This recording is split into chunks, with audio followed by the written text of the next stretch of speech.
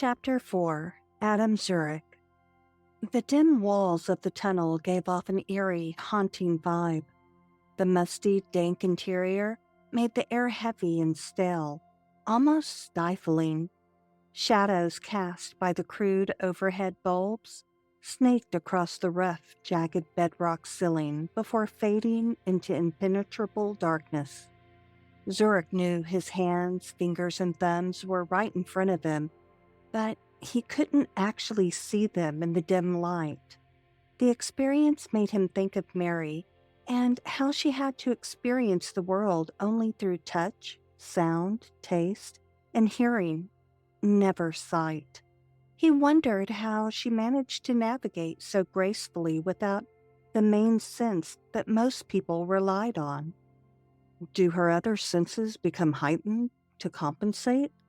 Or does she utilize some kind of subconscious spatial mapping or maybe echolocation? Whatever the case, her ability to function without sight was impressive. Footsteps pounded behind him, letting him know he wasn't alone. Well, I'll be damned. Henry Marsh approached, keeping pace beside Zorich. The man's long, lanky legs easily covered twice the distance. Marsh was a detective from the same department he and Maxwell worked for.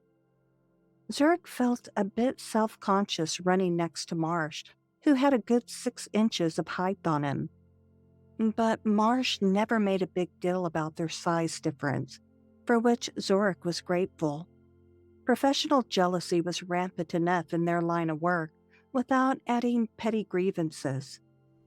Zorich stretched his shorter stride, trying to increase his speed. His lungs burned with the effort. That son of a bitch is trying to get away. The path twisted sharply to the right. Zorich slammed hard into the side of the stone wall. The impact almost knocked the wind out of him. He stumbled briefly, thrown off balance, before regaining his footing and continuing to run. "Another wall," he shouted in warning, his voice echoing down the long passageway. Tapping a button on his watch, a list of contacts emerged in the LED display. Maxwell's number rolled onto the screen first. Zorich's fingers smacked the call button. "Detective Maxwell, leave a message," boomed from the tiny speaker. The loud robotic voice amplified and echoed in the tight space. "Shit," Zorich muttered under his breath. "You call Maxwell?" asked Marsh. "Yeah, but he fucked up his phone." He quickly scrolled through the remaining contacts he'd entered into his watch earlier, finally hitting the talk button when he reached Dr. Wolbach. Zorich didn't know Wolbach as well as the other guys at the station, but he was one of the coroner's office physicians.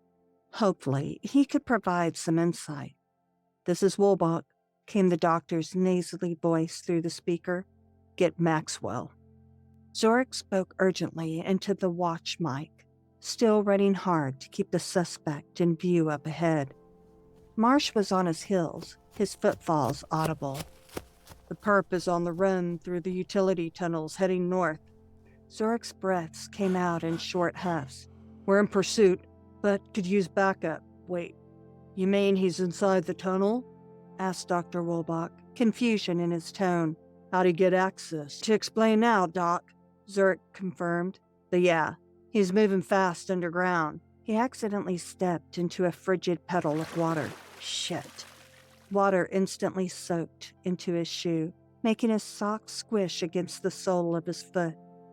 The distraction almost made him lose his footing on the uneven terrain. He wondered if the perp had similar issues navigating the dark passageways, or if he knew the area better than he and Marsh. "We need to find out where this tunnel leads," he said, "where it emerges above ground." Voices murmured over the line, followed by static crackling through the tiny speaker. "It leads to water." Dr. Wolbach's voice broke up with interference. "North End, Riverwalk, downtown." The light on the LED display suddenly faded. The watch lost power. Zorich shouted in vain, frustrated as he tried pressing buttons to retrieve it. Fuck. 0 bars now showed on his phone display. I've completely lost reception. He glanced at Marsh, who was still keeping pace with him. Any luck reaching dispatch? Marsh shook his head. Nada. We're on our own for now. He must be headed for the river then, like what Wobok said. Zorich replied. Marsh checked the screen of his phone, which had lit up, casting a faint glow against the tunnel walls. I got nothing still. We're in a dead zone. He slipped the useless cell back in his front pocket. If he manages to get lost on the Fiesta grounds, when he emerges, we'll never find him. The Fiesta crowd sparked an idea in Zorich's mind. The parade floats, he said. They have cameras mounted all over them for security. So, if we lose him, we can access that feed. We may be able to spot him leaving the tunnels. It's worth a shot. Marsh agreed. I'll call Jenna over at HQ if and when we get some bars back. She can contact Fiesta organizers and patch us into their feeds. They fell silent again, conserving oxygen and energy. In front of him, the tunnel seemed to stretch endlessly into the darkness. The suspect had been out of view for a while, but appeared to be heading in a straight line based on the echoes of his footfalls. Finally, Zorich noticed the faintest hint of light up ahead, signaling an exit. Fresh air flowed toward him, carrying street sounds, music, voices, and traffic. The revelry of Fiesta was close. With renewed energy, Zorich pushed his aching legs faster. He and Marsh were gaining on him, but would it be enough? Bursting out at the end of the tunnel, Zorich found himself in an alley crammed with festival paraphernalia, floats, costumes, and concessions. The sudden light momentarily blinded him. He squinted, his eyes adjusting. He spun around, searching for any sign of the suspect. Marsh caught up and quickly assessed the scene. I don't see him, but he can't have gotten far. Let's split up. Zorich nodded, glancing at his watch again. This time, 3 bars came into view. We'll cover more ground separately. I'll head toward Houston Street. You take Commerce toward the convention center. Call it in if you spot him. They took off running in opposite directions into the crowd of the revelers dancing in the streets in wild, vibrant costumes and waving umbrellas and flowers.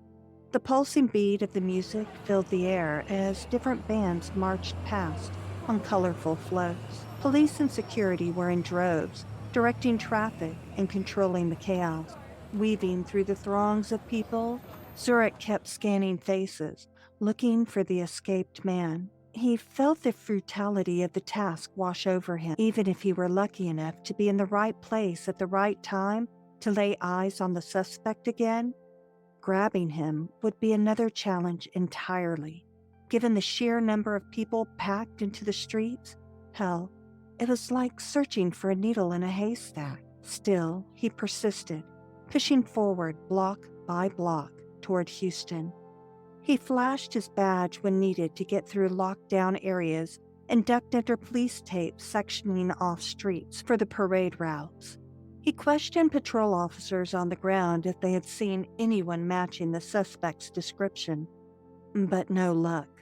Until finally, as he neared Travis Park, a flash of familiar color caught Zorich's eye, the black shirt the suspect had been wearing in the tunnel.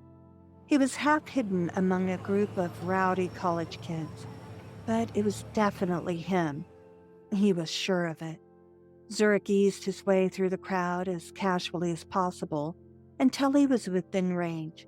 Then he pounced, grabbing the man in a bear hug from behind. "Gotcha," he shouted. The startled man yelped in surprise. The students backed up, stunned, as Zorich wrestled his query to the ground and cuffed him. "Didn't think you'd catch him." Just then Marsh came running up, huffing and puffing.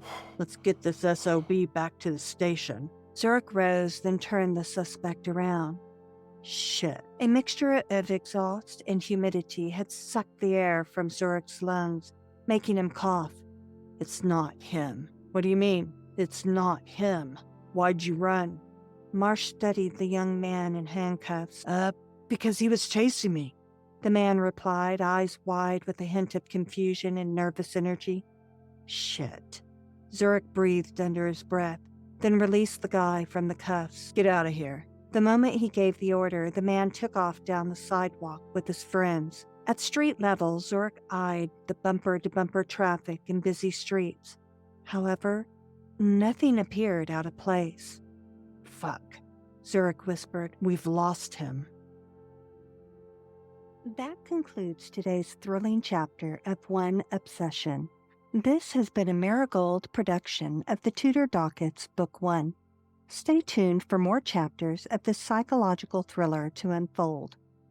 Don't forget to subscribe to the Mira Gold YouTube channel and click the notification bell so you never miss new content as it's released. Feel free to like this video if you enjoyed it and leave me a comment with your thoughts, theories, or reactions.